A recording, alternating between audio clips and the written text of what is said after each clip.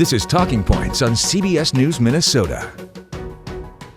Welcome to Talking Points. I'm Esme Murphy, and the big question we're going to answer, well, actually a lot of questions we're going to answer, is what can President-elect Donald Trump do by himself when he's president, just by executive order?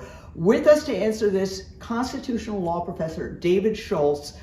We turn to him for all kinds of things, but these are big questions. First of all, on day one, can he deport millions of people? He cannot. There's a variety of procedures he has to go through before he can do that, and it's going to be challenged in court. But basically, the individuals who are facing deportation are allowed hearings before they're deported. With so many Republicans and conservatives on the court that he's appointed, on courts around the nation that he's appointed, can he go around that?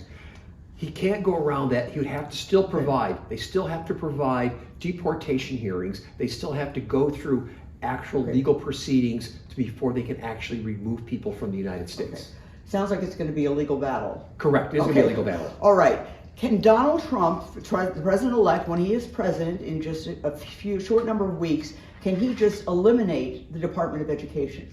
He cannot. The Department of Education was created by statute, by law. And for him to eliminate the Department of Education, he would have to get Congress to be able to pass a law eliminating the Department of Education. Now, could that happen? Yes. But he just can't by himself say, no more Department of Education. And this raises a really interesting issue because right now, California really counts things slowly. Right. Right now, neither party has 218, which is the majority needed in the U.S. House. However, the Republicans are way ahead. It certainly looks like they're going to have control. So this may be a trifecta. Yeah, it looks like it could be a trifecta. And so something like the Department of Education, if it's a trifecta, that'll happen. They could do that. But also remember at this point that in order for them to be able to pass a law to eliminate the Department of Education, there's a thing called the filibuster rule in the U.S. Senate. And so unless the Republicans can get 60 votes to basically support legislation in the Senate, they can't eliminate the Department of Education. And for those who've seen the old movie, Mr. Smith Goes to Washington, is that the filibuster going to be a Democrat, Senator Amy Klobuchar, getting up and standing and speaking for 36 hours? I mean, how is that going to work? No, we don't have an actual standing filibuster rule anymore. That used to be from the movies. That used to occur a long time ago. It's a good movie. A great movie. You merely have to now threaten the filibuster, and that's enough. Okay, so threaten the filibuster, and that's enough. So still not exactly a simple, easy, day one kind of thing, you're saying? Absolutely correct at this point. All right. How about Susie Wiles, who is his new chief of staff, will be his chief of staff when he becomes president, said over the weekend that he was going to enact a number of executive orders that he had enacted before. She didn't specify, but a lot of speculation going on in terms of exiting the climate accords, Paris Climate Accords, a ban on immigration from certain Muslim countries. Could that happen on day one? Could he do that? Some things can. Okay, so it's important to understand that under Article 2 of the Constitution, presidents have a certain amount of discretionary authority to issue executive orders. They don't carry the force of law. They can be changed, repealed at any time.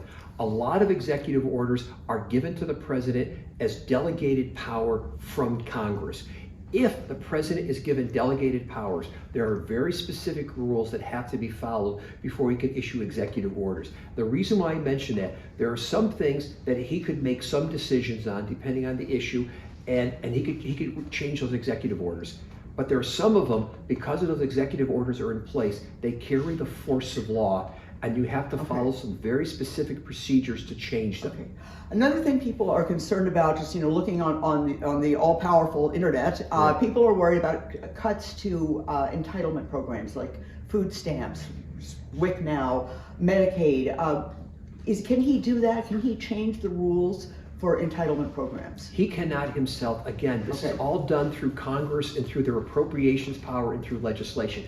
Could he eventually, if he gets both houses of Congress to go along with it? Yes, but he himself cannot simply say, I'm going to eliminate, let's say, food stamps. I'm going to cut Social Security. All that is done by law. And remember, all of us at one point saw, I'm just a bill on Capitol Hill. That's actually true, that there has to be laws passed to do some of these things. If you can put on your political science hat here, do you expect him to try and do all these things? I expect him to try an awful lot of these things. And if his second term is any indication, of what he plans on doing, and it's a parallel to what he did in his first term. He faced an incredible number of lawsuits in his first term, and let's just say in the area of the environment, he lost most of them. In fact, the Trump administration has one of the worst records in court for losing compared to any recent president's in history. Okay, let's talk about environmental records and a big issue for Minnesota, drilling in the boundary waters and the expansion of mining there. Can he change that single-handedly? He can't single-handedly easily. Again, it would have to go through what's called the rulemaking process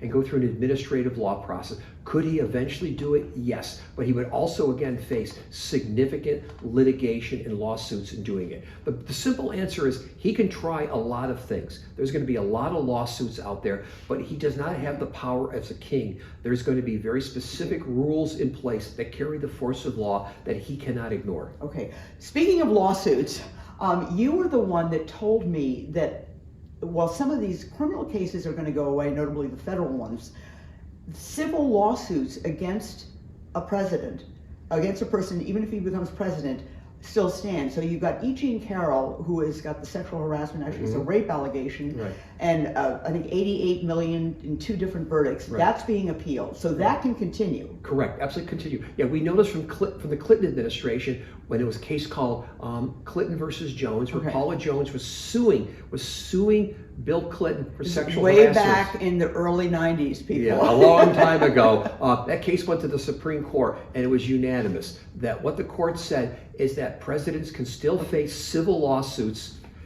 so long as their duties as president are not interrupted. It would take a lot to say that he can't continue to perform his duties as president. Because he's got some serious civil lawsuits. There's those two, and then there's the civil fraud trial where he was accused of falsifying business records to get better interest rates on loans, and that award was $300 million. So that can still, that stands. That's not going to go away. That's not going to go away. The question is, does it get overturned on appeal? That's a different story entirely.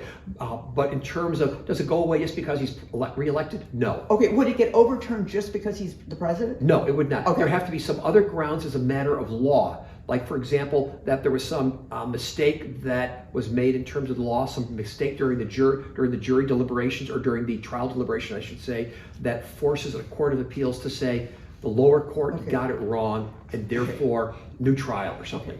Now, just in the judge in one of the state cases, a state criminal case, where he was found guilty on 30 plus felonies of falsifying business records to cover up the hush money payment to Stormy Daniels. The sentencing is supposed to be later in November. Right now, the judge has put out a week on his announcement on whether or not that sentencing is going to go away, whether it will continue. What do you think is going to happen? Well, first off, he delayed it until after the Electoral College votes and casts their ballots for President of the United States. Trump was never going to get prison time. Anybody who ever thought that was going to happen, he's never going to get prison time. It's possible that he might still get a fine, he might get put on probation, but clearly being elected as president is going to have some impact, as the judge indicated here. But for anybody who ever had the fantasy that he's going to jail for this first-time offense, even though they were felony, at best, he was going to get fined or probation. So you're saying that a sitting president could be on probation? Possibly, but I don't think it's likely. I think it's going to be here. I said possibly. I think if anything, he's going to get fined. All right. Well, Professor David Schultz, always a pleasure shedding light on all of these things. Sounds like there are going to be a lot of questions in the new administration and about the new administration. Absolutely correct, both legally and in terms of administratively what they do. Well, we know who to come to. Thank you very much. My pleasure. Thank you.